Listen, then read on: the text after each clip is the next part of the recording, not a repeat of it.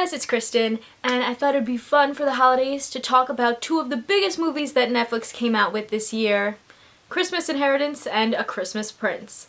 I feel like everyone's been going back and forth talking about how they love those movies, and today I want to review them and talk about, once and for all, what my opinion is on which one is the better Netflix Christmas movie. Let's start off with Christmas Inheritance.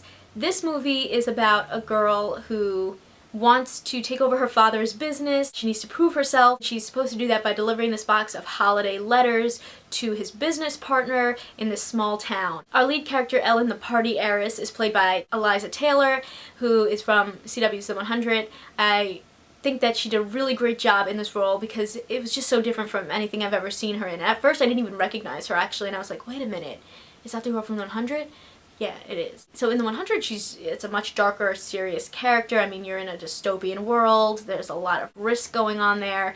In this, it was a lot more of a fluffy Christmas movie. I think they could have done a little bit more in the characterization of making her a little bit more of an airhead, selfish, Scrooge-like heiress, because there wasn't a huge change in her by the end of the movie. It was kind of like she was a nice girl who wanted to take over her father's business, and then she was like, now I've learned the meaning of Christmas and giving, which is like, that's nice, but I think there could have been more of a change if she had been like, I'm a selfish Scrooge heiress who only cares about partying and literally doesn't care about anyone else, and now I am a giving, thoughtful person who wants to help people. Maybe that was just a choice that they went with, but I think it could have had a little bit more of an impact if she had been a little meaner in the beginning. She had a fiance in the movie, and I think they tried to make him seem like he was a bad guy, but he really just wanted to go on this Christmas holiday that he had non-refundable tickets for, which I didn't think seemed unreasonable. And also throughout this whole time, you know, she has this fiance, but she's met this nice guy in this small town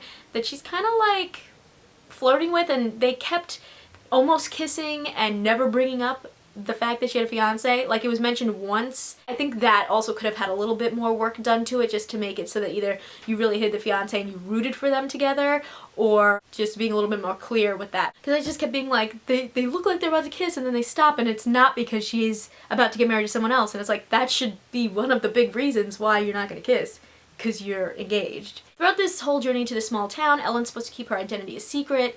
You know, she tells people her first name, but she, like, lies about her last name, which is whatever. I thought that it was kind of dumb when the guy from the small town got upset that she lied about her name, because it wasn't like she was lying to hurt him. It didn't really have anything to do with him. Like, I think in A Christmas Prince, it made sense why everyone got upset, because, like, some girl's lying about her identity so that she could crack open the secrets of the royal family to the world.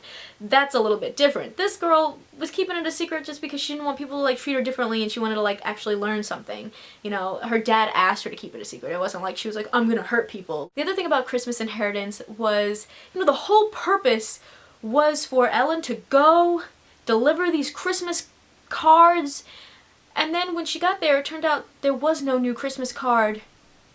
Her dad, like, tricked her this whole time. So to me, it was like, what was the purpose of this, you know? I mean, I guess to learn from these people. It was just kind of like this whole big trick, or like a test. Which is like, alright, I guess. I just thought that was kind of weird. It's one of those, like, cheesy Christmas movies where, like, you know, things don't make sense, but it's still fun. Let's get into A Christmas Prince. This story is about a girl who wants to make it in the world of journalism, and she finally gets her big break when her boss asks her to write about the royal family and the upcoming coronation of the prince. Rose McIver stars as Amber, who's this journalist who ends up essentially going undercover. Like, she's just supposed to go and try to talk to the royal family through, you know, regular interviews, but then everything gets canceled and it doesn't go how it's supposed to, so she kind of somehow finds her way into the royal family by pretending that she is the American tutor that's supposed to come and teach the young princess. I thought the relationship that the princess and Amber had was really sweet. The princess is sick and she's in a wheelchair a lot, and Amber really made her feel like she could do anything and that she believed in her. I thought that was really nice, and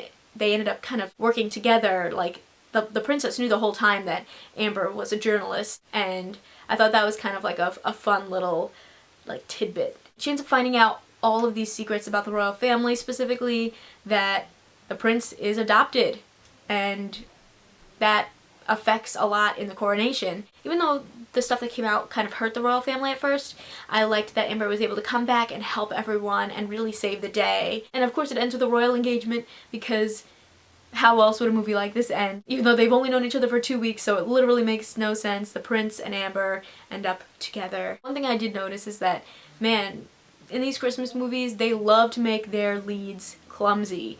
You know, Ellen at one point flips over a Christmas tree. Amber ends up breaking this really fancy royal art. I think to break them down, both Christmas movies, and honestly most Christmas movies like this, are fun, but definitely flawed. There's definitely things that like don't make any sense and you're like, what? This would never happen. But I think that's like the fun of it all. It's like suspending disbelief to just enjoy like a little cheesy Christmas movie. They were both a lot of fun to watch. I would say my gut feeling was that A Christmas Prince was better than Christmas Inheritance. I thought the story there was more unique. I thought that the story made a little bit more sense and there was like more of a purpose there. And I also just love that whole kind of journalism storyline. So to me, A Christmas Prince was the better Netflix Christmas movie. But I would love to know what you guys thought. Which one did you enjoy more? Make sure to leave a comment down below and let me know. Give this video a thumbs up if you liked it and click that subscribe button because I come out with new videos every week. See ya!